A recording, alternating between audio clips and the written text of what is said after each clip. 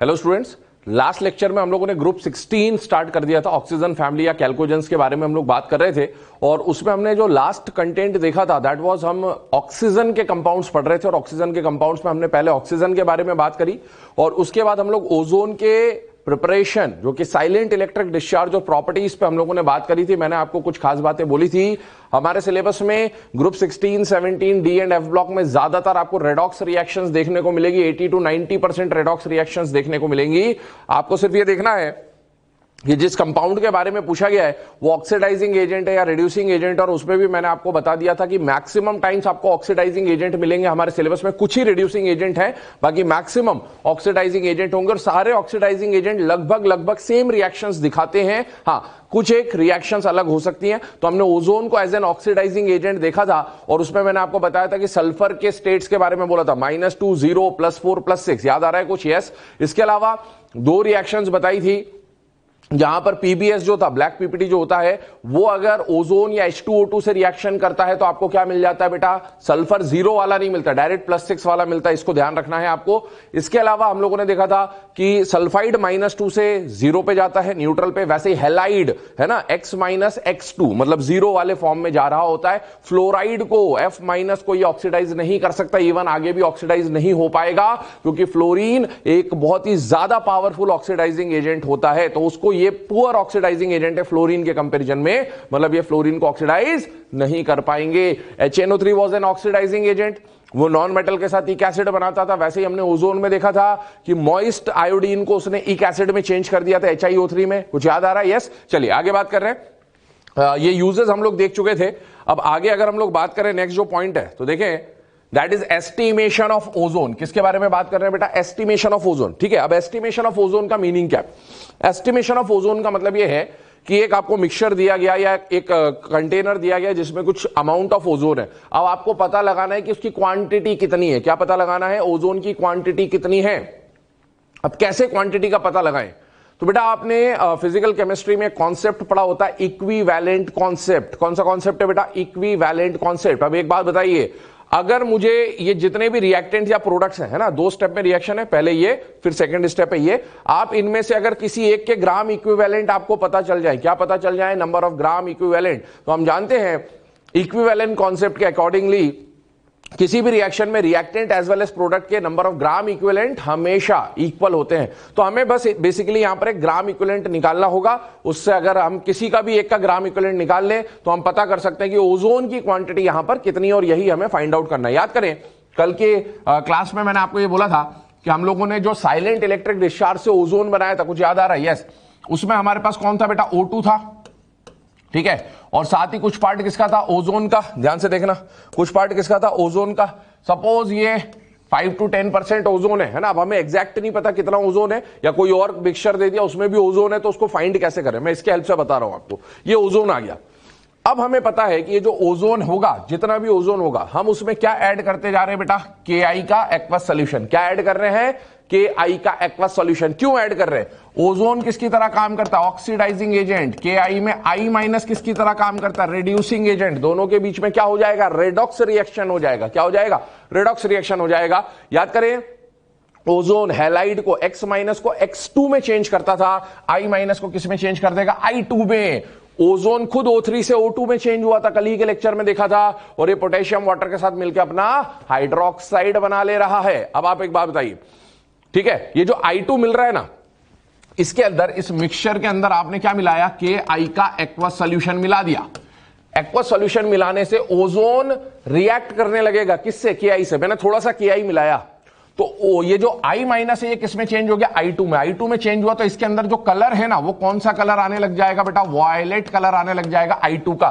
Starch iodide test पढ़ते हैं आप लोग, I2 का वॉयलेट कलर आने लगेगा। ठीक है, मैंने और KI मिलाया, जितना ओजोन है वो KI से, KI मिलाते जा रहा हूं, ओजोन रिएक्ट करते जा रहा है, वॉयलेट कलर की इंटेंसिटी बढ़ती जा रही है, dark violet, dark violet, dark violet. ठीक है, एक टाइम आएगा अंदर का सारा ओजोन खत्म हो गया, लेकिन मुझे तो पता नहीं कि कितना ओजोन था, इसलिए मैं KI मिलाते गया। लेकिन एक टाइम के बाद वो जो वॉयलेट कलर की डार्कनेस बढ़ रही थी वो कांस्टेंट हो जाएगी, तो मैं समझ जाऊंगा कि अब KI मिलाने का कोई फायदा नहीं है क्योंकि ओजोन खत्म हो चुका है। पर मैंने पहले से ही KI थोड़ा ज्यादा तो मिला दिया होगा क्योंकि मैं वो कलर जो चेंज है वो देख रहा हूं। ठीक है, अब देखें, ये जो I2 है ना, I2 जो है, ध्यान से देखिएगा, इस I2 को रिएक्ट करा देते हैं किसके साथ? सोडियम थायोसल्फेट के साथ। किसके साथ? Sodium thiosulphate. आप देखें, titration with hypo solution, sodium thiosulphate pentahydrate को क्या नाम दिया जाता है? हाइपो सॉल्यूशन भी बोलते हैं। क्या बोलते हैं? Hypo solution. जैसे ही I2 सोडियम थायोसल्फेट से रिएक्ट करता है, इनमें रेडॉक्स होता है। क्या होता है? रेडॉक्स होता है। आप देखिए क्या मिलेगा, सोडियम आयोडीन से रिएक्ट करके क्या बना लेता है बेटा? Sodium iodide. और साथ ही साथ यहां पर सोडियम का टेट्राथायोनेट मिल रहा है। क्या मिल रहा है? टेट्राथायोनेट। आप देखिए यहां I2 का स्टेट है 0। थायोसल्फेट में अगर मैं बात करूं, तो यहां पर जो ऑक्सीडेशन स्टेट आ रहा है, देखिए I2 प्लस, ये माइनस पे आ गया, 0 से किस में आ गया? -1 में। मतलब आयोडीन का क्या हो गया? रिडक्शन। क्या हो गया? रिडक्शन। यहां पर सल्फर है +2 में, किस में है? +2 में। और यहां सल्फर जा रहा है +2.5 में। ये ऑलरेडी हम लोग ऑक्सी एसिड के टाइम पे कर चुके हैं, ठीक है ना? तो +2 से +2.5 जा रहा है। तो आयोडीन का हो गया रिडक्शन, सल्फर का हो गया ऑक्सीडेशन, एक रेडॉक्स कंप्लीट हुआ। रेडॉक्स में जो NaI है, ये जो I2 था वॉयलेट, ये NaI बनते ही क्या हो जाएगा? कलरलेस हो जाएगा। क्या हो जाएगा? कलरलेस। तो हुआ क्या? सुनना, इसके अंदर जब हमने KI का एक्वा सॉल्यूशन बनाया है ना, स्टेप बना रहा हूं अगली, इसमें वॉयलेट कलर आ गया। कौन सा कलर आ गया? वॉयलेट। वॉयलेट डार्क होते गया। अब एक टाइम पे वॉयलेट कलर का डार्कनेस खत्म हो गया, मतलब मैंने KI मिलाना बंद कर दिया। मुझे पता चल गया कि अब ये डार्क इसलिए नहीं हो रहा क्योंकि सारा ओजोन खत्म हो चुका है। क्योंकि ओजोन और होता तो वो I- को और किस में चेंज करता? I2 में, और ज्यादा वॉयलेट कलर आता, पर वो आना बंद हो गया। इसका मतलब है ओजोन खत्म। अब मैंने क्या किया, इसमें मिलाना चालू किया सोडियम थायोसल्फेट। क्या मिलाया? Sodium thiosulphate. अब सोडियम थायोसल्फेट में ज्यादा नहीं मिलाऊंगा, थोड़ा लिटिल थोड़ा सा सोडियम थायोसल्फेट मिलाया। तो उससे क्या होगा? ये जो वॉयलेट कलर है, ये किस में चेंज होना चालू होगा? कलरलेस। तो कलर फेड होगा, हल्का हो जाएगा, ठीक है ना? कलर क्या हो जाएगा? थोड़ा सा कम हो गया है ना? अभी तो सारे गायब हो गए यहां। फिर मैंने और सोडियम थायोसल्फेट मिलाया, कलर और फेड हुआ। और सोडियम थायोसल्फेट मिलाया, कलर फेड हो गया। एक टाइम ऐसा आएगा जब ये कलरलेस हो जाएगा। जब कलरलेस हो गया, उस टाइम पर मुझे पता चल गया कि रिएक्शन कंप्लीट हो चुकी है। मतलब सारा जो आयोडीन था वो आयोडाइड में चेंज हो गया, इसीलिए क्या हो गया? कलरलेस हो गया। और इसीलिए मैंने जितना सोडियम थायोसल्फेट मिलाया उसका मैं कैलकुलेशन रखूंगा। क्या रखूंगा? कैलकुलेशन। कितना मिलाया? 5 ग्राम, 10 ग्राम, कितना मिलाया? अब मुझे सोडियम थायोसल्फेट के अमाउंट पता है क्योंकि मैंने मिलाया है और कलरलेस होते तक मिलाया, तो मुझे पता है कलरलेस हो गया, मतलब इसका काम खत्म।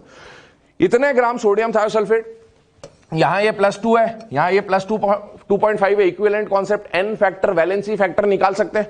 तो इसका अमाउंट वैलेंसी फैक्टर से मैं सोडियम थायोसल्फेट के ग्राम इक्विवेलेंट निकाल लूंगा। क्या निकाल लूंगा? Gram equivalent. और बताइए, अगर सोडियम थायोसल्फेट के ग्राम इक्विवेलेंट पता चल गए तो क्या सभी के ग्राम इक्विवेलेंट बराबर होंगे या नहीं होंगे? और अगर मुझे एक बार ओजोन के ग्राम इक्विवेलेंट पता चल गए तो भाई यही तो करना था, एस्टिमेशन ऑफ ओजोन में। तो this process is known as estimation of ozone. इसको जब रीड करेंगे एनसीईआरटी से, कहां से? एनसीईआरटी से रीड करेंगे आप, ठीक है? वहां पर एक और स्टेटमेंट मिलेगा, ये रिएक्शन किसकी प्रेजेंस में होता है? बोरेट बफर की प्रेजेंस में होता है। किसके प्रेजेंस में होता है? बोरेट बफर मतलब बोरिक एसिड, याद करिए, बोरिक एसिड का एक्वा सॉल्यूशन बनाया था, अल्कलाइन नेचर का था। अल्कलाइन मतलब pH 7 से ज्यादा, तो वही बोरेट बफर है। और इसका जो pH होता है वो अप्रोक्सीमेटली 9.2 के आसपास होता है। कितना pH वैल्यू होता है? 9.2। तो ये एनसीईआरटी में मिलेगा, ध्यान रखें इसको भी, ठीक है? चलिए, ओजोन के बाद अब हम लोग आ रहे हैं ऑन कंपाउंड्स ऑफ सल्फर। किसके कंपाउंड्स के बारे में? सल्फर के बारे में। देखिए, अभी हमने यहां पर जो डिस्कशन किया बेटा, वो ऑक्सीजन के कंपाउंड्स लिए, एक तो खुद O2 और एक O3, ठीक है ना? अब सल्फर के कंपाउंड ध्यान से सुनिएगा। सल्फर के कंपाउंड जो पढ़ने, एक तो SO2 पढ़ना है, सल्फर डाइऑक्साइड, एक सल्फ्यूरिक एसिड पढ़ना है H2SO4, और एक पढ़ना है H2S, सल्फर हाइड्रोजन सल्फाइड, जिसको हम लोग बोलेंगे, क्या बोलेंगे? Hydrogen sulphide. ये पढ़ना है 3। सल्फर के एलोट्रॉप्स ऑलरेडी पढ़ चुके हैं, ठीक है ना? सल्फर के ऑक्सी एसिड्स ऑलरेडी पढ़ चुके हैं। चलिए, starting with SO2, sulphur dioxide. अब ध्यान से देखें, ठीक है? मैंने आपको बोला ग्रुप 16 ऑनवर्ड्स, यहां से है ना, 16, 17, D एंड F ब्लॉक, ज्यादातर रिएक्शन क्या मिलेगी? रेडॉक्स मिलेगी। क्या मिलेगी? रेडॉक्स। चेक करिए। SO2 आया। SO2 में सल्फर का स्टेट कितना? +4। कितना? +4। सल्फर की रेंज कितनी होती है? -2 से लेकर +6। अभी सल्फर किस में है? +4 में। क्या सल्फर का रिडक्शन हो सकता है? यस। अगर रिडक्शन हुआ तो काम किसकी तरह करेगा? Oxidising agent. क्या सल्फर का इसमें ऑक्सीडेशन हो सकता है? यस। अगर ऑक्सीडेशन होगा तो काम किसकी तरह करेगा? Reducing agent. मतलब मैं ये बोल सकता हूं SO2 can act as oxidising agent as well as reducing agent. क्या बोल सकता हूं? Sulphur can act as an oxidising agent as well as reducing agent. दोनों प्रॉपर्टीज पढ़ना है हमें, ध्यान से सुने। मैंने आपको बोला ज्यादातर ऑक्सीडाइजिंग एजेंट आएंगे, तो SO2 ऑक्सीडाइजिंग एजेंट तो है ही है, पर साथ ही साथ रिड्यूसिंग एजेंट भी है। इस बात को ध्यान रखें। इसके बारे में कुछ और खास बातें हम डिस्कस करेंगे। चलिए पहले बात करते हैं प्रिपरेशन की। किसकी बात करें? प्रिपरेशन की। ठीक है, सल्फर को ऑक्साइड बनाना है, किसी भी एलिमेंट का ऑक्साइड बनाना है तो सीधा सा काम है कि उसको एयर के साथ या ऑक्सीजन के साथ रिएक्ट करा दो, कंबाइन करा दो, कंबशन करा दो। आपको क्या मिल जाएगा? SO2 मिल जाएगा। बहुत सीधी सी रिएक्शन है। इसके अलावा अगर आपको याद हो तो आपने रोस्टिंग पढ़ा होता है क्लास 10th में। अभी हम लोग यहां पर मेटलर्जी पढ़ेंगे चैप्टर्स के बाद, D एंड F के बाद मेटलर्जी आएगा, तो मेटलर्जी में भी ये प्रोसेस आएगा, कैल्सिनेशन एंड रोस्टिंग।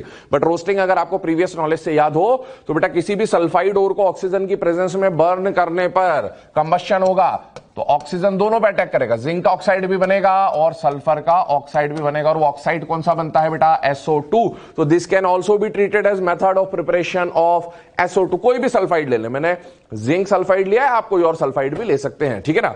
इसके बाद by reaction of metal sulphides है ना, सल्फेट नहीं है, सल्फाइड्स है, विथ डाइल्यूट HCl। ये लेबोरेटरी मेथड है। आपने कोई भी सल्फाइट लिया या कोई भी बाय सल्फाइट लिया, एक ही बात है ना, सल्फाइट या बाय सल्फाइट, और उसका रिएक्शन किससे करा दिया? डाइल्यूट HCl से करा दिया। अब क्या होगा? ये जो Cl है ये Na पे अटैक करेगा, Cl Na पे अटैक करेगा, क्या मिलेगा? NaCl मिल जाएगा, और H करेगा SO3-2 पे। H प्लस किस पे अटैक करेगा? SO3-2 पे, है ना। और ये जो H प्लस SO3-2 पे अटैक करेगा तो बनेगा H2SO3। क्या बनेगा? H2SO3, sulphurous acid. और वो सल्फ्यूरस एसिड ज्यादा स्टेबल नहीं होता, डिकंपोज हो जाता है SO2 H2O में। किसमें? SO2 H2O में। जैसे कार्बोनिक एसिड H2CO3 भी डिकंपोज हो रहा था CO2 H2O में, HNO3 की रिएक्शन पड़ी थी, वैसे यहां पर SO2 H2O मिल जाएगा। This can be also treated as method of preparation of sulphur dioxide. चलिए आगे मूव कर रहे हैं, प्रॉपर्टीज पे आ रहे हैं। Colourless gas with pungent smell. कैसा स्मेल? पंजेंट स्मेल, तीखी गंध जो आती है, तीखी गंध जो होती है, स्मेल होती है, उसको बोलते हैं pungent smell. It is heavier than air, air से हैवी है, and is highly soluble in water, water में सॉल्युबल हो जाएगा। ठीक है ना। इसके बाद एसिडिक नेचर पे आ रहे हैं, एसिडिक नेचर पे आ रहे हैं। SO2 नॉन मेटल का ऑक्साइड है, नॉन मेटल का ऑक्साइड एसिडिक होता है इन जनरल। ठीक है ना। तो acidic oxide does dissolve in water forming sulphurous acid, sulphurous acid बना रहा है वाटर में जाके, ऑलरेडी हाइड्रोलाइसिस में देख चुके हैं। एक और बात, क्या SO2 ऑक्सीडाइजिंग एजेंट है? यस। क्या SO2 रिड्यूसिंग एजेंट है? यस। क्या SO2 ब्लीचिंग एजेंट भी है? तो yes, SO2 is also bleaching agent. और ये कैसा ब्लीचिंग एजेंट होता है? ब्लीचिंग बाय रिडक्शन वाला एग्जांपल। तो याद करिए, 2 वाटर जब मैं लूंगा, मतलब इसके आगे अगर मैं एक और वाटर लेता हूं तो याद करिएगा क्या मिलता था? H2SO4 और साथ में 2 नेसेंट हाइड्रोजन आपको मिल जाते थे। तो ये रिडक्शन वाला ब्लीचिंग है, और ये मॉइस्ट ब्लीचिंग एजेंट है, मॉइस्चर चाहिए इसको, है ना। इससे पहले हमने क्या पढ़ा? Ozone. Ozone was also a bleaching agent, but it was a dry bleaching agent. याद आ रहा है कुछ? Yes. Ozone can act as oxidising agent, reducing agent as well as bleaching agent. SO2 can act as oxidising, reducing as well as bleaching agent. चलिए आगे बात कर रहे हैं। It can act as reducing as well as oxidising agent as well as bleaching agent. तो ये हम लोग ऑलरेडी पढ़ चुके हैं, रिवाइज हो गया एक बार। आगे बढ़ रहे हैं, देखिए अब हम लोग SO2 के दोनों नेचर पे आ रहे हैं, है ना, reducing nature as well as oxidising nature. ठीक है, दोनों बातें करेंगे। पहले रिड्यूसिंग नेचर देख रहे हैं। ऑक्सीडाइजिंग एजेंट तो वही है जो हम लोगों ने HNO3 में देखा या फिर हमने ओजोन में देखा, वैसे ही रिएक्शंस आएंगी, बट पहले रिड्यूसिंग नेचर देख रहे हैं। बताइए SO2 में सल्फर का स्टेट कितना है बेटा? +4। अगर इसको रिड्यूसिंग एजेंट की तरह काम करना है तो रिड्यूसिंग एजेंट जो होगा उसका खुद का क्या होगा? ऑक्सीडेशन। मतलब सल्फर +4 से ऊपर जाएगा। मैंने आपको लास्ट लेक्चर में बोला था सल्फर जनरली जो स्टेट्स दिखाता है वो ये स्टेट होती है। +4 वाला सल्फर है SO2 में, +4 वाला जब भी खुद ऑक्सीडाइज होगा तो कहां जाएगा? +6 में, एडजेसेंट जाता है। और +4 से अगर रिड्यूस होगा तो कहां जाएगा? 0 पे। तो अभी आप देखें सल्फर +4 से +6 में जा रहा है। कहां जा रहा है? +6 में। और SO2 से SO3 भी बन सकता है और SO2 से H2SO4 भी बन सकता है, ठीक है। लेकिन जब मॉइस्चर की प्रेजेंस में होता है ना, तो मॉइस्ट जो SO2 होता है वो हमेशा क्या बनाता है बेटा? H2SO4, क्योंकि जो SO3 बनेगा वो मॉइस्चर से रिएक्ट करके क्या बना लेगा? H2SO4 या कोई सल्फेट बना लेगा, ध्यान रखें, है ना। तो ये +4 से कहां चला गया? +6। वो आप कंपाउंड दिया होगा, आप ऑक्सीडेशन स्टेट निकाल कर देख सकते हैं। चलिए, ये जो रिएक्शंस आ रही हैं, ये जो रिएक्शंस आ रही है, one of the most important reactions, क्योंकि ध्यान से सुने, मैंने आपको बोला डी ब्लॉक में भी आपको रेडॉक्स पढ़ना होगा। और ये जो K2Cr2O7 और KMnO4 है, याद करें, है ना, चार्ज ट्रांसफर फिनोमिना में पढ़ा था। मैंने बोला था ये कंपाउंड क्रोमियम और मैंगनीज के कंपाउंड काम में आते हैं। तो डी ब्लॉक में जब हम इसको पढ़ेंगे तो हम इसको यहां लिखेंगे और SO2 को यहां लिखेंगे, मतलब यही रिएक्शन वापस से डी एंड एफ ब्लॉक में आपको देखने को मिलेगी। तो ये वापस यूज आने वाला है, इसीलिए ध्यान से समझे इसको। देखो, अब आपसे क्वेश्चन पूछा गया, ध्यान से सुनना, आपसे क्वेश्चन पूछा गया कि SO2 रिएक्ट्स विद K2Cr2O7 बोलूं या Cr2O7-2 बोलूं, बात एक ही है ना। अब आपको ध्यान आया कि भाई SO2 जो है वो तो दोनों की तरह काम कर सकता है, वो तो ऑक्सीडाइजिंग एजेंट भी हो सकता है और वो तो रिड्यूसिंग एजेंट भी हो सकता है। तो बेटा जो स्पीशीज जैसे SO2 है, SO2 दोनों की तरह काम कर सकता है, oxidising as well as reducing. जब ऐसा कोई स्पीशीज आ जाए ना जो दोनों की तरह काम कर सकता है, oxidising as well as reducing, तो वो काम किसकी तरह करेगा? ये खुद पर डिपेंड नहीं करेगा, ये सामने वाले पर डिपेंड करेगा। किस पर डिपेंड करेगा? सामने वाले पर। मतलब आप SO2 को देखकर नहीं बता पाओगे कि ये ऑक्सीडाइजिंग है या रिड्यूसिंग है, क्योंकि ये तो दोनों की तरह काम कर सकता है। आप सामने वाले कंपाउंड को देखो, क्या Cr2O7-2 में, डाइक्रोमेट में, क्रोमियम का स्टेट +6 है? यस। क्या ये क्रोमियम का मैक्सिमम स्टेट है? यस। क्रोमियम का हाईएस्ट स्टेट है। KMnO4 मैंगनीज +7 मैक्सिमम स्टेट है बेटा मैंगनीज का। Fe+3 Fe का हाईएस्ट स्टेट है। तो बेटा क्या ये स्पीशीज अपने मैक्सिमम स्टेट पर है? यस। अब अगर रिडॉक्स होना है, डी ब्लॉक ग्रुप 16 17 रिडॉक्स होता है, ठीक है ना, बोला है मैंने आपको बहुत बार। अगर रिडॉक्स होना है तो ये जो +6 पे, ये +6 से ऊपर तो जाएगा नहीं, ये कहां जाएगा? +6 से या +7 से नीचे, इनका होगा रिडक्शन। तो सामने वाले का क्या होगा? ऑक्सीडेशन। आप देखो सामने वाले का क्या होगा? ऑक्सीडेशन। और जिसका ऑक्सीडेशन हो रहा है वो काम किसकी तरह कर रहा है? रिड्यूसिंग एजेंट की तरह। तो इसको देखकर नहीं पता चलेगा, इनको देखकर पता चलेगा कि ये किसकी तरह काम करेगा, क्योंकि इनको रिड्यूस होना है तो ये रिड्यूसिंग एजेंट। अगर ये ऑक्सीडाइज होना होता तो ये किसकी तरह काम करते? ऑक्सीडाइजिंग एजेंट की तरह, ठीक है ना। चलिए अब देखो, सल्फर का खुद का हो गया ऑक्सीडेशन, काम करेगा रिड्यूसिंग एजेंट की तरह, क्रोमियम को रिड्यूस कराएगा। किसको रिड्यूस कराएगा? क्रोमियम को। क्रोमियम +6 से जब भी रिड्यूस होता है एसिडिक मीडियम में, कौन से मीडियम में? एसिडिक मीडियम में क्रोमियम +6 से कहां जाता है? +3 में। कहां जाता है? +3 में। याद करें, K2Cr2O7 का ऑरेंज कलर था, चार्ज ट्रांसफर। KMnO4 का पर्पल कलर था, चार्ज ट्रांसफर। ऐसे FeCl3 जो होता है आयरन +3 में कौन सा कलर दिखाता है? येलो। कौन सा दिखाता है? येलो, ठीक है ना। अब देखो क्रोमियम आ गया +3 में, ध्यान रखें इस क्रोमियम +3 का कलर क्या होता है? ग्रीन, ठीक है। क्रोमियम सल्फेट बनेगा, क्या बनेगा? क्रोमियम सल्फेट बनेगा जिसका कलर होता है ग्रीन। या फिर आप ऐसा भी याद रख सकते हैं, Cr2O3 पढ़ा था हमने, यूज्ड इन फायर क्रैकर, याद आ रहा है? Used in fire cracker, green residue, green colour, वहां से भी ध्यान रख सकते हैं। चलिए MnO4 KMnO4 +7 में है, इसका रिडक्शन, भाई सल्फर का हो गया ऑक्सीडेशन तो इसका होगा रिडक्शन। अब याद करें, आपने रिडॉक्स रिएक्शन में इक्विवेलेंट कॉन्सेप्ट वगैरह में बहुत सारी जगह ये पढ़ा होगा कि जो मैंगनीज KMnO4 होता है ये अलग अलग मीडियम में अलग अलग रिएक्शन दिखाता है। याद आ रहा है? कुछ एसिडिक मीडियम में कुछ और होता है, न्यूट्रल में कुछ और होता है, बेसिक में कुछ और होता है। SO2 नॉन मेटल का ऑक्साइड है, नॉन मेटल का ऑक्साइड का मतलब कैसा नेचर होगा? एसिडिक। और Mn जब भी +7 में होता है एसिडिक मीडियम में, Mn +7 से कहां चला जाता है? +2 में। कहां चला जाता है? +2 में। कहां चला जाता है? +2 में चला जाता है, ठीक है ना। ठीक, आगे बात करें, Fe+3 है तो Fe भी रिड्यूस होगा, तो Fe+3 से कहां चला गया? +2। तो देखो SO2, ध्यान से सुनना, मैं जो बोल रहा हूं ये काम आएगा, आगे यूज करूंगा इसको। SO2 क्या एक रिड्यूसिंग एजेंट हो सकता है? यस। अब ध्यान से सुनना, CO2 लिख दूं, कार्बन डाइऑक्साइड, क्या कार्बन डाइऑक्साइड रिड्यूसिंग एजेंट हो सकता है? यहां कार्बन, SO2 में देखो सल्फर का स्टेट क्या है? +4। कार्बन डाइऑक्साइड में कार्बन का स्टेट क्या है? +4। क्या कार्बन +4 से ऊपर जा सकता है? नहीं, नहीं। अगर इसका +4 से खुद ऊपर जाता, कार्बन +4 से ऊपर जाता तो खुद का क्या होता? ऑक्सीडेशन। काम किसकी तरह करता? Reducing agent. ध्यान से सुनना, SO2 can act as oxidising as well as reducing. but CO2 cannot act as reducing agent. It can only act as an oxidizing agent. ध्यान से सुनना, SO2 reducing and oxidizing agent है, CO2 only. इसका +4 से ये नीचे जाएगा, नीचे जाएगा मतलब खुद का होगा रिडक्शन, रिडक्शन होगा मतलब काम किसकी तरह करेगा, ऑक्सीडाइजिंग एजेंट. ठीक है, ये डिफरेंस है कि ये जो रिएक्शंस लिखी है ना, ये वाली, ये सारी KMnO4 K2Cr2O7 KMnO4 K2Cr2O7 वाली, ये रिएक्शन SO2 तो दिखा सकता है, पर ये रिएक्शन CO2 नहीं दिखा सकता, क्योंकि CO2 रिड्यूसिंग एजेंट की तरह काम नहीं करेगा. और यही लैब में CO2 और SO2 गैस को डिस्टिंक्ट करने के काम में आता है ना.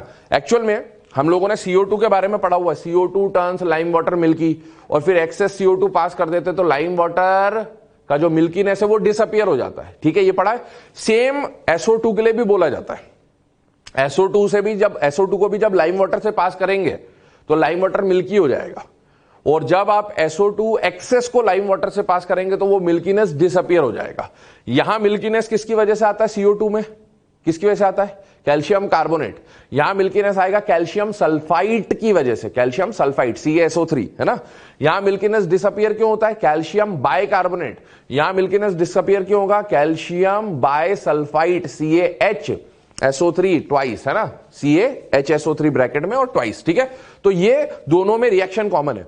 अब लेबोरेटरी में आपको एक गैस दे दी गई, गैस X गैस Y. क्या क्या दे दिया गया, गैस X गैस Y. ठीक है ना. चलिए मैं यहीं पे आपको बता देता हूं, इसको क्लियर करके ध्यान सुनना.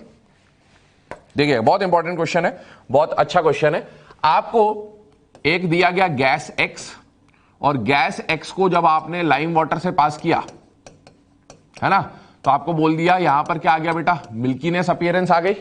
और जब आपने इसी गैस X को एक्सेस में पास कर दिया, किस में पास कर दिया, एक्सेस में पास कर दिया, तो मिल्कीनेस क्या हो जाएगा, डिसअपियर हो जाएगा. ये भी मान के चलें. ठीक है, इसी तरह से आपको बोला गैस Y है, उसको जब आप लाइम वाटर से पास कर देंगे तो मिल्कीनेस अपीयर हो जाएगा, और जब आप इसी गैस को लाइम वाटर में एक्सेस में पास करेंगे तो मिल्कीनेस डिसअपियर हो जाएगा. और गैस X और Y अलग है. तो बेटा एक गैस इनमें से कोई ना कोई CO2 है और कोई ना कोई SO2 है, ये आपको पता होना चाहिए, क्योंकि ये दो ही गैस हैं जो इस तरह का काम करती है, मिल्कीनेस अपीयर भी करती है और डिसअपियर भी करती है एक्सेस में. तो अब हम कैसे पता लगाएं कौन CO2 कौन SO2, तो उसे पता लगाने के लिए कंफर्मेटरी टेस्ट के लिए हम लोग क्या करते हैं कि हम गैस X को रिएक्शन कराते हैं बाई चांस KMnO4 के साथ. किसके साथ, KMnO4 के साथ, है ना.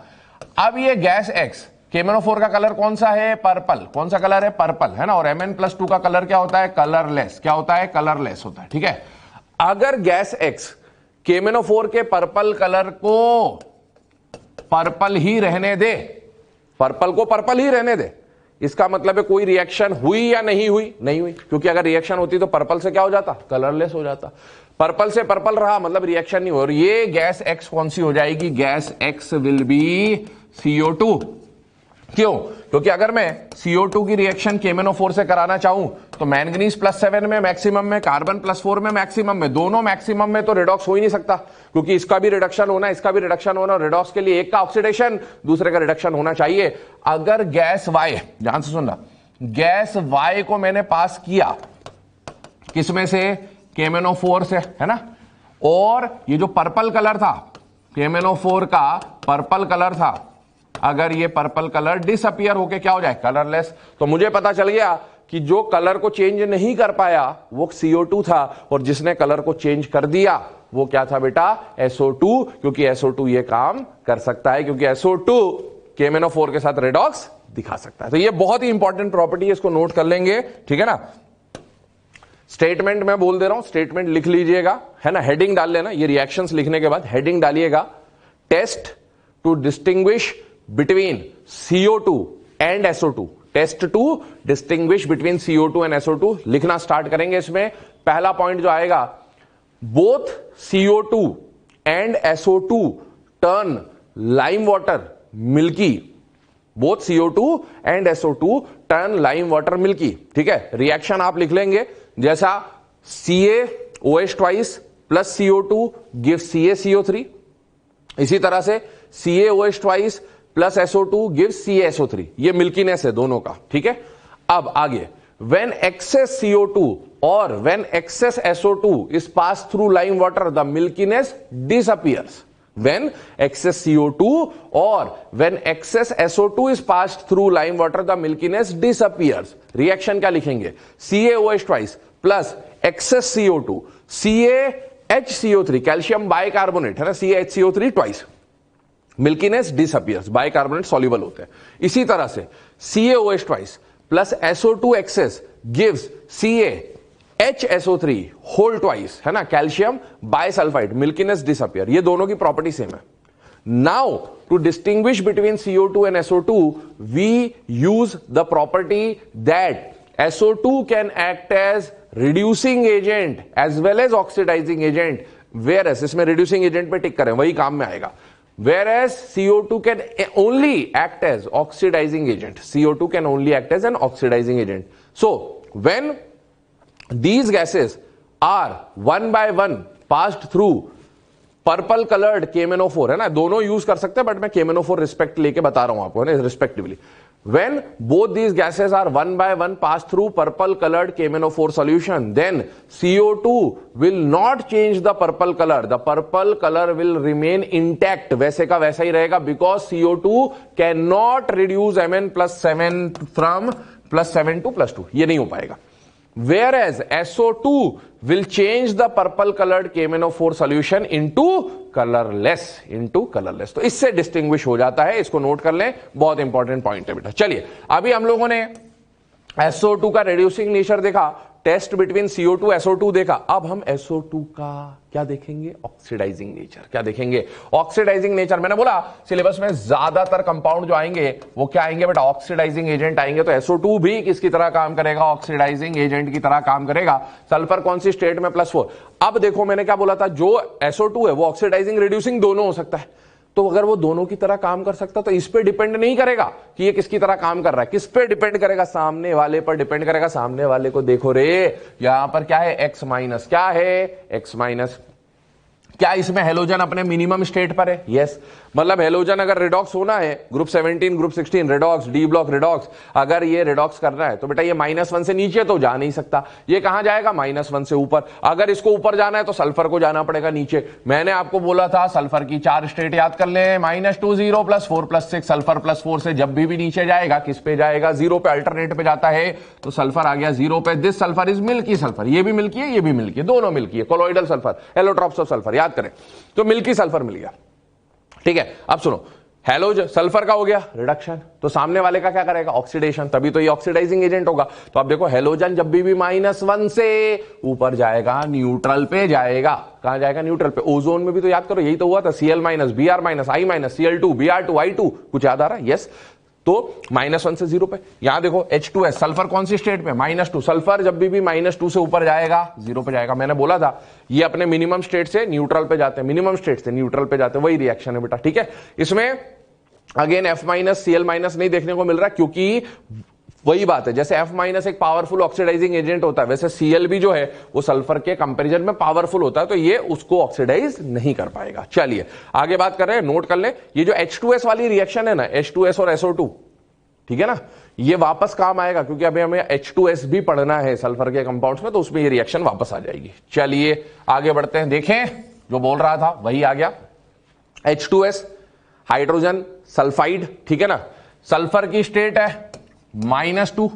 क्या ये सल्फर की मिनिमम स्टेट है बेटा? यस. अगर सल्फर अपने मिनिमम पे है तो नीचे जाएगा या ऊपर जाएगा? खुद तो ऊपर जाएगा. रिडॉक्स में खुद ऊपर जाएगा. ऊपर जाएगा तो खुद का होगा ऑक्सीडेशन. काम किसकी तरह करेगा? रिड्यूसिंग एजेंट की तरह. मतलब ये काम करने वाला है किसकी तरह? रिड्यूसिंग एजेंट की तरह. दूसरी बात, colourless gas with Rotten egg smell. PH3 phosphorus का हाइड्राइड, रॉटेन फिश, सल्फर का हाइड्राइड, रॉटेन एग. ठीक है ना, याद रखें. इसके अलावा अच्छा, कभी रॉटेन एग स्मेल ऑब्जर्व करिए क्या? करिए क्या? अगर कभी लैब में गए हो, स्कूल के लैब में या इवन 9-10th में अगर लैब के आसपास क्लासेस रही हो, तो एक बहुत ही खतरनाक स्मेल आती है, जैसे किसी ने गैस रिलीज कर दी हो. कुछ ऐसा ऑब्जर्व किया कभी स्कूल में? वो जो स्मेल होती है वो किसकी होती है? रॉटेन एग की स्मेल. किसकी होती है? रॉटेन एग स्मेल होती है. ठीक है ना. चलिए आगे बात कर रहे हैं. प्रिपरेशन पे आ रहे हैं. अगर लेबोरेटरी में गए हो कभी, है ना, साइंस लैब में गए हो, तो बेटा वहां पर एक हुक्के जैसा apparatus होता है. किसके जैसा होता है? हुक्के जैसा apparatus होता है. जनरली ग्लास का होता है, प्लास्टिक का भी हो सकता है ना. इस तरह का एक apparatus होता है हुक्के जैसा. कुछ अगर ऐसा ऑब्जर्व किया हो आप लोगों ने तो इस तरह का एक पाइप टाइप का लगा रहता है, इस तरह का एक apparatus होता है ना। उस apparatus को क्या बोलते हैं बेटा? Kipp's apparatus। क्या बोलते हैं? किप्स apparatus बोलते हैं। और एक किप्स apparatus का यूज करके ही हाइड्रोजन सल्फाइड का प्रिपरेशन करते हैं। किसका प्रिपरेशन करते हैं? हाइड्रोजन सल्फाइड का। रिएक्शन देखिए क्या होता है, FeS ब्लैक कलर का सॉलिड होता है। कैसा होता है? ब्लैक कलर का सॉलिड, बहुत ही हार्ड होता है ना। पावरफुल तो क्या, हार्ड होता है। ये आयरन का ओर है बेसिकली, बहुत हार्ड होता है। तो इसको क्या करते हैं हम लोग? टेस्ट ट्यूब के हिसाब से मैं आपको बताता हूं। तो टेस्ट ट्यूब में जैसे आपने ये FeS का पाउडर, जो सॉलिड पाउडर है ना, उसको थोड़ा सा यहां डाल दिया, फिर इसमें हमने क्या मिला दिया? H2SO4 मिला दिया। क्या मिला दिया? H2SO4। डबल डिस्प्लेसमेंट रिएक्शन हो जाएगी। तो सल्फर जो है वो हाइड्रोजन पे जाके अटैक कर दिया और सल्फेट जो है आयरन पे अटैक कर दिया। ये जो FeSO4 है ना, ग्रीन विट्रियोल है।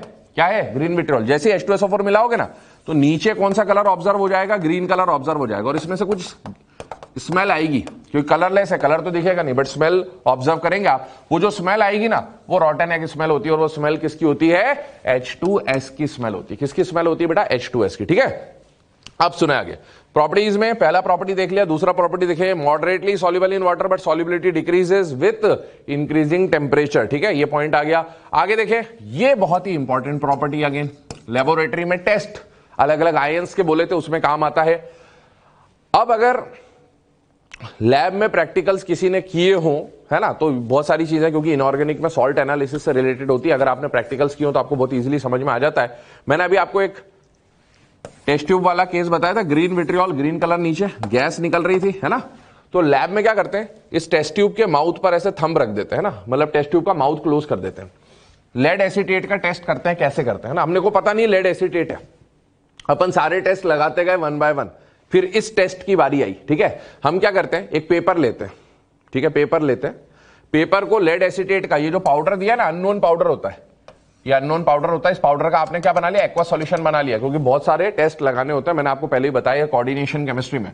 इसमें आपने वो जो पेपर का पीस है ना, वो डिप कर दिया, पेपर का पीस इसमें डिप किया, और वो पेपर का पीस लाके इसके माउथ पे रख दिया। तो वो जो गैस निकल रही थी ना H2S, वो इस लेड एसीटेट वाले सॉल्यूशन के साथ, पेपर पे जो लेड एसीटेट सॉल्यूशन है उसके साथ रिएक्ट करेगा। और रिएक्ट करेगा तो बेटा वो जो H2S गैस है वो लेड एसीटेट के पेपर के साथ रिएक्ट करेगा, डबल डिस्प्लेसमेंट करा दे। H2S में याद रख लेना डबल डिस्प्लेसमेंट है। तो बेटा सल्फर Pb पे चला गया, और ये PbS ब्लैक PPT होता है। क्या होता है, ब्लैक PPT।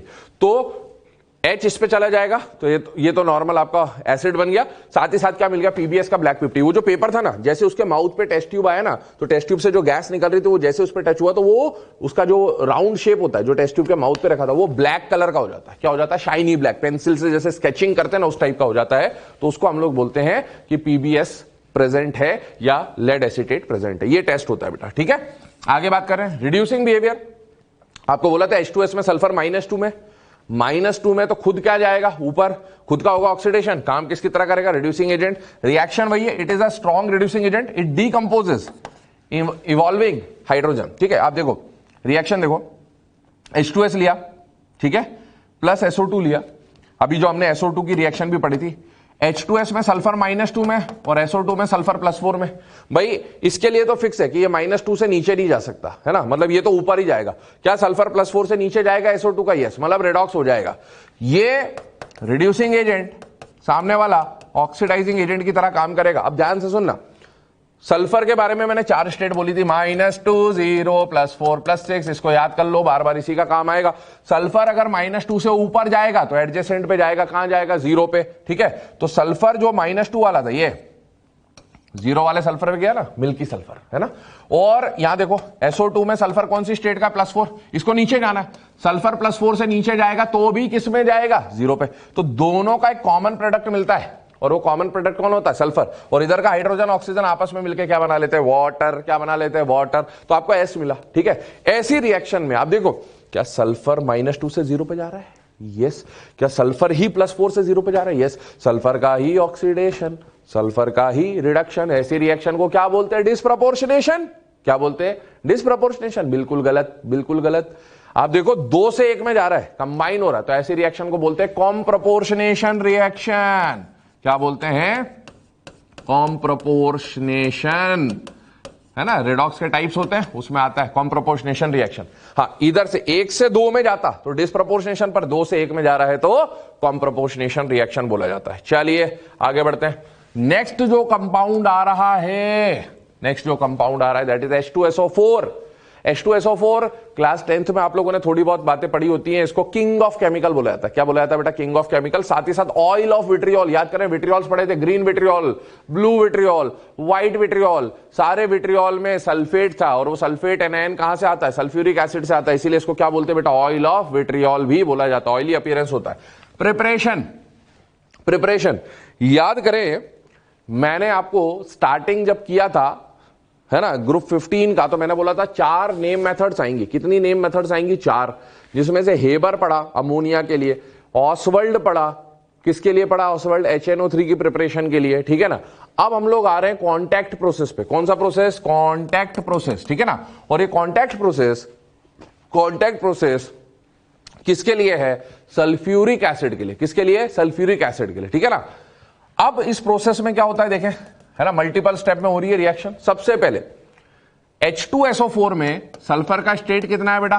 +6, मैक्सिमम स्टेट पर है, ठीक है। अब देखना, हम ये रिएक्शन स्टार्ट करते हैं मेनली विथ SO2। कहां से स्टार्ट करते हैं? SO2। मतलब सबसे पहले आपको SO2 चाहिए। अब SO2 कैसे बनेगा? तो हमने SO2 का प्रिपरेशन ऑलरेडी पढ़ लिया है। या तो रोस्टिंग से बना ले, या सल्फर को ऑक्सीजन से कंबाइन करके बना दे, कैसे भी आपको क्या चाहिए? SO2 चाहिए, ठीक है ना। ये SO2 प्रिपेयर कर लिया फर्स्ट स्टेप पे। ये जो SO2 आया, SO2 में सल्फर का स्टेट कितना है बेटा? +4। सल्फर को +4 से कहां पहुंचाना है? +6 में। याद करें HNO3 का जो ऑसवर्ल्ड प्रोसेस था, वहां भी हमने कैटेलाइटिक ऑक्सीडेशन कराया था। PTRH की प्रेजेंस में ऑक्सीजन दिया था। सस्ता, सुंदर, टिकाऊ ऑक्सीडाइजिंग एजेंट कौन है? ऑक्सीजन। वही काम आ रहा है। SO2 को +4 से +6 में ले जाना है, ऑक्सीडाइजिंग एजेंट चाहिए। सस्ता, सुंदर, टिकाऊ ऑक्सीडाइजिंग एजेंट कौन है? ऑक्सीजन। कैटेलिस्ट की प्रेजेंस में, वहां कैटेलिस्ट था PTRH, यहां है वेनेडियम पेंटऑक्साइड। याद रखें इसको, काम आएगा, है ना, यूज आते हैं, यूज डायरेक्ट क्वेश्चन आ जाएगा किसमें कौन सा कैटेलिस्ट था। तो SO2 का कैटेलाइटिक ऑक्सीडेशन कराया सल्फर +4 से। अभी बताया था सल्फर की 4 स्टेट होती है, -2, 0, +4, +6। +4 वाला सल्फर ऑक्सीडाइज होके +6 में चला जाएगा। आगे बात समझ में। The reaction is exothermic, reversible and the forward reaction leads to the decrease in volume, therefore low temperature and high pressure are favourable condition for maximum yield. याद करें हेबर्स में भी हमने ली चैटलियर्स के अकॉर्डिंगली फेवरेबल कंडीशन की बात करी थी। यहां भी फेवरेबल कंडीशन आपके सामने लिखी है, ध्यान रखें इसे। अब SO3 मिल गया, पर SO3 को मैं डायरेक्ट पानी में डाल दूं तो भी H2SO4 बनता है, लेकिन उसमें क्या होता है? वेपर्स और फ्यूम्स आते हैं बहुत सारे, जिसको कलेक्ट कर पाना बहुत इंपॉसिबल हो जाता है। तो क्या करते हैं, देखिए इस प्रोसेस में क्या करा जाता है कि ये जो SO3 आया था ना, इस SO3 को एब्जॉर्ब करा देते हैं H2SO4 में। पहले से ही कुछ H2SO4 हमारे पास है, ये जो SO3 बनाया इसको इससे रिएक्ट करा है, कॉम्बिनेशन रिएक्शन हुआ। तो H2SO4 में SO3 का जो कॉम्बिनेशन होता है उसको क्या बोलते हैं बेटा? Oleum H2S2O7, pyrosulphuric acid, disulphuric acid. कुछ याद आ रहा है? ये सारी चीजें, ये जो ओलियम बना इसमें सल्फर का स्टेट क्या है? +6। ओलियम बना, सल्फर का स्टेट क्या है? +6। इसी ओलियम का डाइल्यूशन कर देते हैं, पानी मिला देते हैं। क्या मिला देते हैं? पानी। अब याद करो, क्या ये ऑक्सी एसिड है? यस, हमने ऑक्सी एसिड का हाइड्रोलाइसिस पढ़ा हुआ है। क्या पढ़ा है? हाइड्रोलाइसिस। मैंने बोला था, खासकर मैंने पेरेंट एसिड और मैंने परऑक्सो एसिड आपको बताए थे उस टाइम पे। मैंने बोला था जिस स्टेट का ऑक्सी एसिड है हाइड्रोलाइसिस पर, उसी स्टेट का पेरेंट एसिड आपको मिलता है। तो आप देखो +6 से +6 वाला ही पेरेंट एसिड मिल जाएगा, मतलब 2 मोल्स H2SO4 के मिल रहे हैं। ये जो H2SO4 है, the sulphuric acid obtained by contact process is 96 to 98% pure. याद करें ऑसवर्ल्ड प्रोसेस में 68% प्योरिटी का मिला था, बाद में उसका डिहाइड्रेशन कराया था, और डिहाइड्रेशन कराने के बाद आपको वहां भी 96-98% प्योरिटी मिली थी। यहां पर ऑलरेडी डिहाइड्रेशन हो चुका है क्योंकि आप H2SO4 पहले मिला चुके। एक बात और ध्यान रखिए, इस प्रोसेस में आपको एनसीईआरटी में एक चेंबर डायग्राम दे रखा है इसका पूरा, ठीक है ना। उसमें एक खास बात है जो आपको पता होनी चाहिए, इस प्रोसेस में आर्सेनिक इंप्यूरिटीज मिलती है सल्फर के साथ। हर किसी ना किसी एलिमेंट के साथ कुछ ना कुछ इंप्यूरिटीज एसोसिएटेड होती है। तो बेटा सल्फर के साथ जनरली जो इंप्यूरिटी मिलती है वो आर्सेनिक की इंप्यूरिटी मिलती है। किसकी इंप्यूरिटी मिलती है? आर्सेनिक। आर्सेनिक का ऑक्साइड मिलता है। और आर्सेनिक की इंप्यूरिटी हटाने के लिए हम लोग यहां पर हाइड्रेटेड फेरिक ऑक्साइड का यूज करते हैं। किसका यूज करते हैं? हाइड्रेटेड फेरिक ऑक्साइड जो होता है, एसिड बेस रिएक्शन हो जाती है। तो हाइड्रेटेड फेरिक ऑक्साइड का यूज करके हम इसको रिमूव कर सकते हैं। चलिए आगे बात करें। कॉन्टैक्ट प्रोसेस के बाद सल्फ्यूरिक एसिड की प्रॉपर्टीज पे आ रहे हैं। सल्फ्यूरिक एसिड में देखें concentrated H2SO4 is an oxidising agent. अब मेरी बात ध्यान से सुनना, क्या बोल रहा हूं ध्यान से सुनना, कुछ खास बात बता रहा हूं। एसिड में हम लोगों ने पहले पढ़ा HNO3, अब हम लोग पढ़ रहे हैं H2SO4 और इसके बाद हम पढ़ेंगे HCl, है ना। ग्रुप 15, ग्रुप 16, ग्रुप 17 कौन पढ़ेंगे हम लोग? HCl। ये भी लिख दे रहा हूं, ध्यान से सुनना। अब इसके भी दो फॉर्म, एक तो कंसंट्रेटेड, एक डाइल्यूट, और एक HNO3 में वेरी वेरी डाइल्यूट भी देखा था, Mn Mg के साथ H2 देता था, वो अभी छोड़ के सिर्फ कंसंट्रेटेड डाइल्यूट। इसमें देखें कंसंट्रेटेड डाइल्यूट, इसमें देखें कंसंट्रेटेड डाइल्यूट, है ना। ये कुछ पॉइंट बता रहा हूं, इसको आपको ध्यान रखना है क्योंकि इसी से रिएक्शन होगी, ठीक है। HNO3 कंसंट्रेटेड हो या डाइल्यूट हो, दोनों फॉर्म में HNO3 किसकी तरह काम करता है? ऑक्सीडाइजिंग एजेंट की तरह। किसकी तरह काम करता है? ऑक्सीडाइजिंग एजेंट, ठीक है ना। अब सुने, एसिड है बट ऑक्सीडाइजिंग एजेंट भी है, ठीक। H2SO4 कंसंट्रेटेड में ऑक्सीडाइजिंग एजेंट है बट डाइल्यूट में ऑक्सीडाइजिंग एजेंट नहीं, ओनली एसिड है, ओनली एसिड है ना। यहां oxidising agent as well as acid, जहां ऑक्सीडाइजिंग एजेंट लिख रहा हूं वो acid as well as oxidising agent है, और जहां ये सिर्फ एसिड है। देखो concentrated H2SO4 is an oxidising agent, और ये मॉडरेट ऑक्सीडाइजिंग एजेंट होता है। Hot and concentrated H2SO4 is a moderately strong oxidising agent, ठीक है ना, ज्यादा पावरफुल नहीं होता, ये बहुत पावरफुल होता है HNO3। H2SO4 उससे वीक है, ठीक है ना। और इसके अलावा एक और है H3PO4, हालांकि इसकी रिएक्शंस है नहीं सिलेबस में, बट इसके बारे में एक स्टेटमेंट दिया हुआ है NCERT में कि H2SO4 hot and concentrated H2SO4 इसका जो ऑक्सीडाइजिंग नेचर है, it lies in between HNO3 and H3PO4, है ना। मतलब ये सबसे स्ट्रॉन्ग, ये थोड़ा और वीक, और ये सबसे वीक। ये H3PO4 तो कैसा भी आ जाए, कंसंट्रेटेड आ जाए, डाइल्यूट आ जाए, ये सिर्फ एसिड होता है, ये ऑक्सीडाइजिंग एजेंट की तरह काम करता ही नहीं है, करता ही नहीं है। ध्यान सुनने। HCl पे आ रहा है। HCl कैसा भी आ जाए, कंसंट्रेटेड और डाइल्यूट हो, it will only act as acid, मतलब ये ऑक्सीडाइजिंग एजेंट की तरह काम नहीं करेगा। क्या काम नहीं करेगा, ठीक है। सुने, अब बी पे आ रहे हैं। Concentrated H2SO4 is a dehydrating agent, very good, ठीक है। ये जो कंसंट्रेटेड ऑक्सीडाइजिंग एजेंट्स जो होते हैं ना, ये जनरली डिहाइड्रेटिंग एजेंट भी होता है, ठीक है।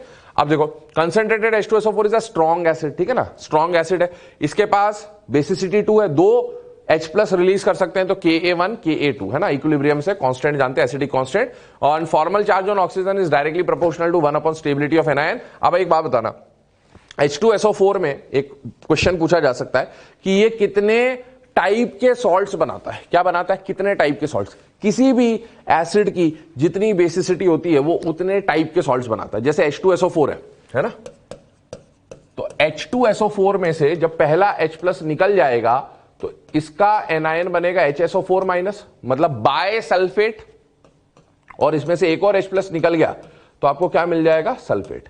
इसकी बेसिसिटी कितनी है? 2। तो ये कितने टाइप के सॉल्ट्स बनाएगा? टाइप 1 बाय सल्फेट सॉल्ट्स या हाइड्रोजन सल्फेट सॉल्ट। जैसे सोडियम लग गया तो सोडियम हाइड्रोजन सल्फेट, मैग्नीशियम लग गया मैग्नीशियम हाइड्रोजन सल्फेट, और दूसरा इससे बनने वाला सॉल्ट कौन सा होगा? Sulphate salt, sodium sulphate, magnesium sulphate, ठीक है। जैसे मैं H3PO4 की बात करूं, टाइप्स ऑफ सॉल्ट्स, H3PO4 की बेसिसिटी कितनी है? 3, वो 3 H+ दे सकता है, तो उसके 3 टाइप के सॉल्ट्स बनेंगे। कितने टाइप के सॉल्ट्स बनेंगे? 3 टाइप के सॉल्ट्स बनेंगे। जैसे HCl है, इसकी बेसिसिटी कितनी है? 1, तो इसका एक ही टाइप का सॉल्ट बनेगा, Cl- क्लोराइड सॉल्ट्स, है ना, सोडियम क्लोराइड, मैग्नीशियम क्लोराइड, ठीक है। इसी तरह से अगर मैं H2CO3 ले लूं, इसकी बेसिसिटी क्या है? 2, तो इसके 2 सॉल्ट बनते हैं, एक तो बाइकार्बोनेट सॉल्ट बनता है और एक कार्बोनेट सॉल्ट बनता है, ठीक है। तो इस तरह से पूछे कि सल्फ्यूरिक एसिड के कितने टाइप के सॉल्ट्स बनते हैं, तो इसके 2 टाइप के सॉल्ट्स बनते हैं। एक और बात सुनो, अब सॉल्ट जो बन रहा है वो एसिडिक है या नहीं है वो देखें। क्या इसके पास देने के लिए एक और H+ है? यस। तो ये जो सॉल्ट 1 है, सॉल्ट 1, इसका नेचर कैसा हो जाएगा? It will be a acidic salt. ये भी सॉल्ट है सल्फ्यूरिक एसिड का, ये सॉल्ट 2 है। क्या इसके पास देने के लिए H+ है? नहीं, तो ये एसिडिक सॉल्ट नहीं होगा, है ना। तो पूछा जाएगा कौन एसिडिक है कौन नहीं है, तो किसी भी एसिड का जो लास्ट वाला सॉल्ट होगा, अब वो H+ नहीं देगा तो वो एसिडिक सॉल्ट नहीं होगा। बाकी बीच में जो भी बनेंगे वो सारे क्या होंगे बेटा? एसिडिक सॉल्ट, क्योंकि उनके पास आगे रिलीज करने के लिए H+ होता है, ठीक है ना। जैसे H2CO3, इसका जो बाइकार्बोनेट वाला सॉल्ट बनेगा वो एसिडिक होगा क्योंकि उसके पास एक H+ है देने के लिए, पर उसका जो कार्बोनेट सॉल्ट बनेगा उसके पास H+ नहीं है क्योंकि उसकी बेसिसिटी खत्म हो चुकी है, तो वो क्या बनेगा बेटा, नॉर्मल सॉल्ट बनेगा। ठीक है, चलिए आगे। Concentrated H2SO4 is less volatile due to H bonding. हम जानते हैं सल्फर के साथ जुड़ा, सल्फर में जो OH होता है उसमें जो हाइड्रोजन है वो O से जुड़ा है, फोन से जुड़ा है, फोन से जुड़ा हुआ हाइड्रोजन H बॉन्डिंग कर सकता है और H बॉन्डिंग होने की वजह से, है ना, बॉन्डिंग थोड़ा सा पहले के कंपेरिजन में बढ़ जाएगा वंडर वॉल के कंपेरिजन में, और इसीलिए वॉलेटिलिटी डिक्रीज हो जाएगी। चलिए आगे बात करते हैं। Which of the following acids can't be obtained by reaction of its corresponding salt and H2SO4? corresponding salt and H2SO4, इनमें से कौन सा एसिड नहीं मिलेगा जब इन आयंस के, एनायंस के सॉल्ट और H2SO4 में रिएक्शन होगा? ठीक है ना,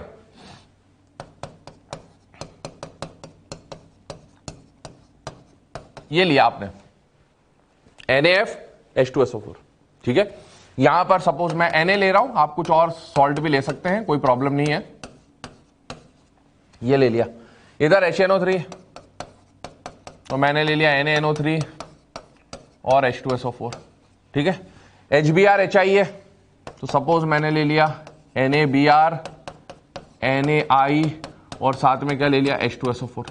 एक बात ध्यान रखें, यहां जो H2SO4 हम लोग ले रहे हैं इसको ध्यान रखें, it will be concentrated and hot, है ना, हॉट एंड कंसंट्रेटेड H2SO4 की बात कर रहे हैं क्योंकि वो ऑक्सीडाइजिंग एजेंट कौन होता है, कंसंट्रेटेड H2SO4 ही ऑक्सीडाइजिंग एजेंट होता है, डाइल्यूट की बात नहीं कर रहे हैं। अब एक बात समझना, कंसंट्रेटेड H2SO4 में बहुत ध्यान से समझना इस रिएक्शन को बेटा, है ना, बहुत इंपॉर्टेंट रिएक्शन है, ग्रुप 17 में भी काम आएगा क्योंकि फ्लोराइड, क्लोराइड, ब्रोमाइड, आयोडाइड है इसमें, ये हम लोग ऑलरेडी पढ़ चुके हैं। अब सुने, NaNO3 या KNO3, NaNO3 या KNO3, याद करें हम लोगों ने ग्लास रिटॉर्ट मेथड पढ़ा था HNO3 के प्रिपरेशन का, याद आ रहा है कुछ? यस, है ना।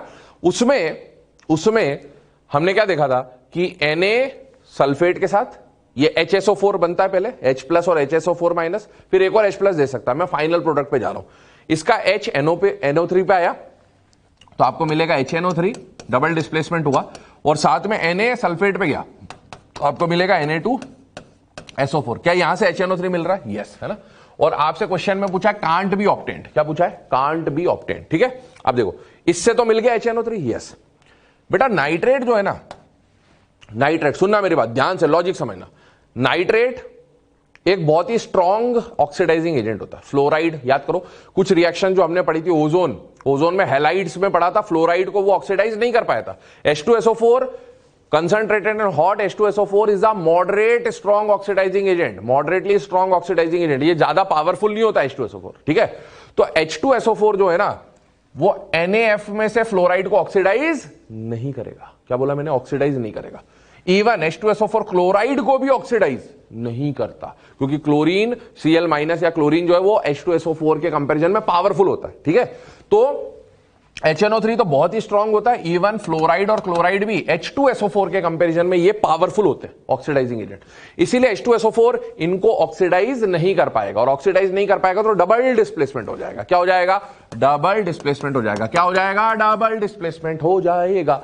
डबल डिस्प्लेसमेंट करा दो, आपको मिलेगा HF प्लस Na2SO4, यहां पर मिलेगा HCl प्लस Na2SO4, और नीचे वाली रिएक्शन में आपको मिल रहा है HNO3 और Na2SO4। ये तीनों फ्लोराइड, क्लोराइड और नाइट्रेट ये H2SO4 के साथ रिडॉक्स नहीं दिखाएंगे। क्या दिखाएंगे? Double displacement. स्टार मार्क कर लो, बहुत बार आएगा, कंफ्यूज हो सकते हो। आपको याद करो, अगर इसका ऑक्सीडेशन होता, सुनना मेरी बात, अगर H2SO4 F- को ऑक्सीडाइज करता, क्या करता? F- को ऑक्सीडाइज करता, तो बेटा हेलोजन -1 से ऑक्सीडाइज होके कहां जाता है? 0 वाली स्टेट पे, X2 पे जाता है ना, ये हम लोग देख चुके हैं। X- से ऑक्सीडाइज अगर होगा तो हेलोजन X2 पे जाएगा, 0 वाली स्टेट पे जाएगा -1 से, है ना। अगर F2 आता तो F2 का कलर होता है होमोल्यूमो ट्रांजिशन, याद आ रहा है? होमोल्यूमो ट्रांजिशन कलर बताए थे, है ना, जैसे I2 वॉयलेट है, Br2 रेडिश ब्राउन या रेड होता है ना। क्लोरीन का कलर होता है ग्रीनिश येलो, है ना, येलो ग्रीन ग्रीन, इस तरह के तो कलर होता है बेटा। तो आपको यहां F2 नहीं मिल रहा है, यहां पर Cl2 नहीं मिल रहा है, लेकिन NaBr और NaI, ध्यान सुनना, क्या H2SO4 एक मॉडरेटली स्ट्रॉन्ग ऑक्सीडाइजिंग एजेंट है? यस। और इसका जो ऑक्सीडाइजिंग नेचर है वो F और Cl से तो कम है, तो उनको ऑक्सीडाइज नहीं करा। जिसको ऑक्सीडाइज नहीं करा उसके साथ क्या कर लिया? Double displacement.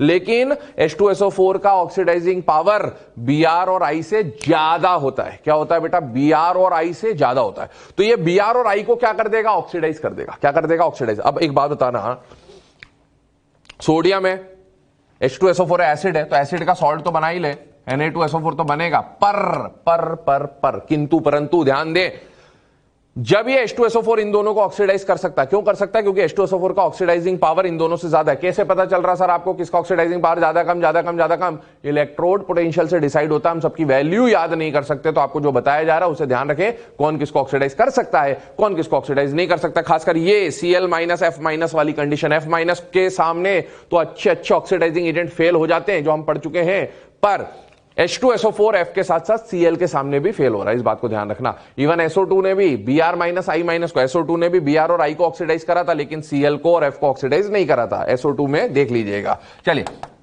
Br और I, अब H2SO4 ऑक्सीडाइजिंग एजेंट है, तो सामने वाला जो है वो किसकी तरह काम करेगा? रिड्यूसिंग एजेंट की तरह।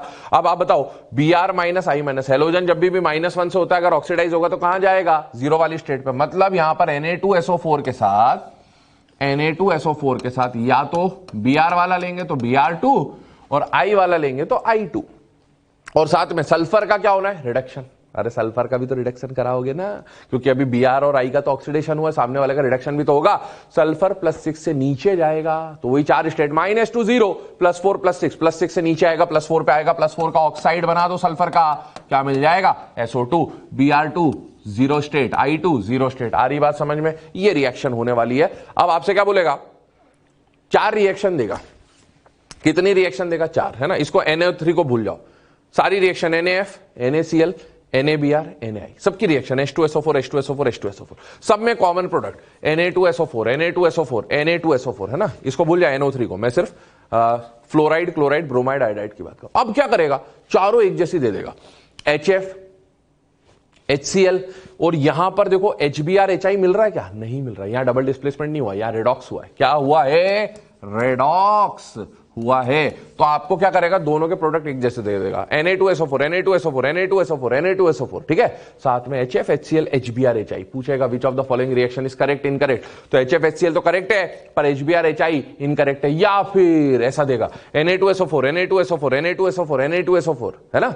और यहां क्या है? Br2 I2, यहां क्या दे देगा? Cl2, यहां क्या दे देगा? F2। तो Cl2 F2 नहीं बनेगा क्योंकि इनमें रिडॉक्स नहीं हुआ, तो ये आपको ध्यान रखना है। फिर Cl2 F2 के कलर दे देगा, जैसे बोलेगा कि NaI reacts with H2SO4 to produce I2, I2 produce कर रहा है। I2 का कलर क्या होता है? वॉयलेट कलर, है ना। तो सोडियम आयोडाइड या कैल्शियम आयोडाइड कुछ भी दे देगा, ग्रुप 1 या ग्रुप 2 का कैटायन होगा, क्योंकि ग्रुप 1 ग्रुप 2 रिडॉक्स नहीं दिखाते, उनकी स्टेट फिक्स होती है, इसीलिए उन्हीं के कैटायन देगा। तो sodium iodide reacts with sulphuric acid to give violet coloured gas, violet coloured gas, सही है। ऐसे इसमें बोल देगा फ्लोराइड, सोडियम फ्लोराइड या calcium fluoride react with H2SO4 to give F2 का कलर बोल देगा, है ना। जैसे बोल दिया आपको ग्रीनिश येलो, तो आपको बोला कलर, तो आप बताओ क्या यहां F2 या Cl2 मिल रहे हैं क्या? नहीं, मतलब यहां कलर्ड वाले गैसेस नहीं मिलेंगे, व्हाइट फ्यूम्स मिलेंगे, है ना, HCl के व्हाइट फ्यूम्स मिलेंगे। चलिए आगे बात कर रहे हैं, आंसर दे रखा है डी, ये। चलिए आगे बढ़ रहे हैं, ऑक्सीडाइजिंग नेचर। अभी मैंने आपको बोला कि जो हॉट एंड कॉन्क है ना, कंसंट्रेटेड H2SO4 होता है, it acts as a moderately strong oxidising agent. इसमें सल्फर की स्टेट है +4, खुद का होगा रिडक्शन क्योंकि ये मैक्सिमम पे, ज्यादातर ऑक्सीडाइजिंग एजेंट होते हैं, मैंने बोला ही आपको। सल्फर +6 में है, +6 से नीचे जाता है, सल्फर +6 से 4 स्टेट बताई थी, +6 से नीचे +4 में जाएगा, खुद का होगा रिडक्शन, सामने वाले को करेगा ऑक्सीडाइज, इसीलिए ये किसकी तरह काम कर रहा है? ऑक्सीडाइजिंग एजेंट की तरह। पहला स्टेटमेंट पढ़िए, concentrated H2SO4 acts as a mild oxidising agent, HNO3 और H3PO4 के बीच में है ये, and reduces to SO2। Dilute H2SO4 does not act as oxidising agent, वो सिर्फ क्या होता है? एसिड। मैंने आपको बताए थे 3-4 एसिड्स के बारे में। अब देखो, कॉपर है 0, सुनना ध्यान से, जब हमने HNO3 की रिएक्शन कराई थी मेटल्स के साथ, याद करो, जिंक और copper, negative SRP positive SRP, है ना, तो जिंक नाइट्रेट बना था। क्या बना था? Zinc nitrate. क्या बना था? जिंक नाइट्रेट, कॉपर नाइट्रेट बना था ना, मेटल नाइट्रेट बना था ना। एसिड है, एसिड का रिएक्शन मेटल से होगा तो मेटल का सॉल्ट बनेगा, HNO3 तो नाइट्रेट सॉल्ट बना था, सल्फ्यूरिक एसिड है तो सल्फेट सॉल्ट बनेगा। तो कॉपर 0 से कहां चला गया, वहां कॉपर नाइट्रेट बन रहा था, यहां कॉपर सल्फेट बनेगा क्योंकि ये ऑक्सीडाइजिंग एजेंट है। तो कॉपर को कर दिया ऑक्सीडाइज, खुद हो गया रिड्यूस। साथ ही साथ यहां वाटर भी निकलेगा बेटा ना, यहां लिखा नहीं है but concentrated H2SO4 acts as a concentrated H2SO4 acts as a dehydrating agent, इसलिए वाटर निकलेगा ही निकलेगा, पानी निकालना है, लिखा नहीं है निकालना है, ठीक है। अब देखो कार्बन, ये नॉन मेटल आ गया, ऑक्सीडाइज करेगा, ऑक्सीडाइज में अब सॉल्ट नहीं बनेगा है ना, क्योंकि नॉन मेटल, मेटल होता तो सॉल्ट बनता, नॉन मेटल है तो ऑक्साइड्स बनेंगे। क्या बनेगा, ऑक्साइड। अब देखो H2SO4 कार्बन के साथ क्या बना रहा है, कार्बन डाइऑक्साइड, ऑक्सीडाइज करके कार्बन डाइऑक्साइड बना दिया और खुद किसमें चेंज हो गया, SO2, मतलब CO2 भी मिलेगा, SO2 भी मिलेगा। वाटर तो मिलना ही है क्योंकि डिहाइड्रेटिंग एजेंट है। H2CO3 से आप जानते हैं H2CO3 ब्रेक हो जाता है, HNO3 में भी ऐसे ही हुआ था। सल्फर 0 स्टेट में, सल्फर इसको ऑक्सीडाइज करेगा, सल्फर जब भी 0 से ऑक्सीडाइज होगा +4 में जाएगा, और सल्फर जब भी +6 से रिड्यूस होगा +4 में आएगा, अल्टरनेट स्टेट वाला। तो देखो SO2 मिल रहा है, कॉमन प्रोडक्ट है, साथ में वाटर मिलेगा है ना, H2O मिलेगा। फ्लोराइड क्लोराइड के साथ H2SO4 अभी बताया था, फ्लोराइड और क्लोराइड ज्यादा पावरफुल ऑक्सीडाइजिंग एजेंट है, तो इनके साथ रिडॉक्स नहीं होगा, इनके साथ क्या होता था, डबल डिस्प्लेसमेंट, HF HCl मिला था, HBr या Br माइनस आ जाए, HI या I माइनस आ जाए, इनके साथ रिडॉक्स करेगा, Br2 और I2 बना देगा, जो अभी हमने जस्ट पीछे जो रिएक्शन देखी थी ना, ये वही रिएक्शन है बेटा, ठीक है। तो ये बहुत ही इंपॉर्टेंट रिएक्शंस हैं, इनको ध्यान रखेंगे। हाँ, आपसे ये कार्बन वाले केस में एक मॉड्यूल का क्वेश्चन है कि जब कार्बन का H2SO4 से रिएक्शन होगा, विच of the following, copper, carbon, sulphur और ऑल ऑफ दिस, ऐसे करके दिया, विच of the following on reaction with H2SO4 forms 2 gaseous products. तो बेटा कार्बन और H2SO4 का जब रिएक्शन होगा तो कार्बन का CO2 गैसियस प्रोडक्ट और सल्फर का SO2 गैसियस प्रोडक्ट आपको देखने को मिलेगा। आगे देखें, एक और क्वेश्चन आ रहा है आपके सामने, which of the following acid is used to obtain HI from NaI, है ना, मतलब आपको NaI दिया है और NaI से किसी एसिड का रिएक्शन करा के क्या बनाना है, आपको HI बनाना है। HI बनाना है तो बेटा कोई भी एसिड हो H+A-, तो इसका सिर्फ H+ इस पर अटैक करना चाहिए, मतलब डबल डिस्प्लेसमेंट होना चाहिए, रिडॉक्स नहीं होना चाहिए। कंसंट्रेटेड HNO3 तो ऑक्सीडाइजिंग एजेंट है, तो ऑक्सीडाइजिंग एजेंट जो है वो तो I- को ऑक्सीडाइज करके I2 बना देगा, ठीक है। कंसंट्रेटेड H2SO4 ऑक्सीडाइजिंग एजेंट है, क्या है, ऑक्सीडाइजिंग एजेंट है, और इसका ऑक्सीडाइजिंग नेचर F और Cl से तो कम है, तो उनके साथ तो HF HCl देता है, लेकिन Br- और I- से ज्यादा है, याद करो Br- और I- से ज्यादा है, तो ये Br को और I को ऑक्सीडाइज करके I2 बना लेता है ना। जैसे मैं यहां लिख दूं NaI प्लस H2SO4 कंसंट्रेटेड मान के चलेंगे, है ना, तो यहां क्या मिलेगा, Na2SO4, है ना, ये ऑक्सीडाइजिंग एजेंट है, रिड्यूसिंग एजेंट है, तो सल्फर +6 से रिड्यूस होकर कहां चला जाएगा, +4 में SO2, और I- को ऑक्सीडाइज करके क्या बना देगा, I2, तो इसमें तो I2 मिलेगा, ठीक है।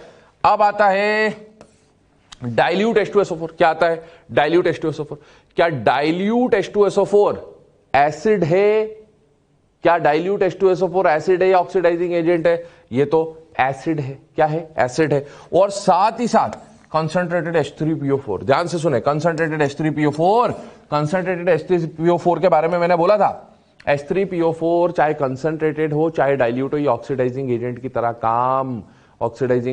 काम नहीं करेगा। अगर ये ऑक्सीडाइजिंग एजेंट की तरह काम नहीं कर रहा तो यहां पर आपको डबल डिस्प्लेसमेंट देखने को मिलेगा, मतलब सोडियम फॉस्फेट के साथ, सोडियम फॉस्फेट और हाइड्रोजन आयोडीन के साथ क्या बना लेगा, HI बना लेगा, क्या बना लेगा, HI। इवन डाइल्यूट H2SO4 जो है ना, वो भी ऑक्सीडाइजिंग एजेंट नहीं है, वो भी क्या है बताइए, सिर्फ एसिड है, ये भी ये रिएक्शन दे सकता है ना, NaI के साथ अगर आप डाइल्यूट H2SO4 ले रहे हो तो ये सिर्फ एसिड की तरह काम करेगा, क्योंकि ये सिर्फ एसिड है, वीक ऑक्सीडाइजिंग एजेंट है, तो ये इस तरह की रिएक्शन दिखा देगा, Na2SO4 और साथ में क्या बना लेगा, HI का फॉर्मेशन कर लेगा। तो ये तो सल्फ्यूरिक एसिड से रिलेटेड कुछ पॉइंट हम लोगों ने बात करी। सल्फ्यूरिक एसिड के बाद कुछ यूजेस आ जा रहे हैं, यहां पर देख लीजिएगा, it is used in petroleum refining, fertiliser formation, as drying agent for gases like HCl and Cl2। सुनना, HCl को डिहाइड्रेशन के लिए, याद करो मैंने आपको बोला था डिहाइड्रेशन के लिए, है ना, ड्राई करने के लिए, एसिड को डिहाइड्रेट करने के लिए एसिड और बेस को डिहाइड्रेट करने के लिए बेस का यूज होता है। आपसे पूछा जाता है, एनसीईआरटी में गिवन है, HCl को डिहाइड्रेट करने के लिए किसका यूज करेंगे, H2SO4 का। ये भी एसिड है, ये भी एसिड है, तो H2SO4 क्यों यूज किया बेटा, H2SO4 और HCl में, है ना, H2SO4 और HCl में डबल डिस्प्लेसमेंट होता है, रिडॉक्स नहीं होता। क्या नहीं होता? रिडॉक्स नहीं होता। तो अगर डबल डिस्प्लेसमेंट हुआ तो यहां भी एच है, यहां भी एच है, एच इधर गया एच उधर गया तो भी मिलेगा, तो क्या HCl और वाटर जो है वो डिहाइड्रेट हो जाएगा। तो एसिड को डिहाइड्रेट करने के लिए एसिड का यूज होगा, तो HCl वगैरह को डिहाइड्रेट करने के लिए किसका यूज करेंगे? H2SO4 का। It is used in storage of batteries. आप लोगों ने, है ना, इलेक्ट्रोकेमिस्ट्री में बैटरीज पड़े होते हैं, primary battery, secondary battery, cell वगैरह, उसमें ये पॉइंट्स क्या हो जाते हैं बेटा? यूज आ जाते हैं। तो ये H2SO4 के यूजेस हम लोगों ने देखे। चले बेटा, है ना, H2SO4 के यूजेस के बाद, है ना, कुछ और पॉइंट्स हम लोग यहां डिस्कस कर रहे हैं, देख लें। Important points from NCERT, already पढ़े हुए पॉइंट्स हैं, देख लीजिए एक बार, रिवीजन हो जाएगा। CO2 never acts as reducing agent because CO2 में जो ऑक्सीडाइजिंग एजेंट है बेटा कार्बन का वो +4 है, हाईएस्ट है।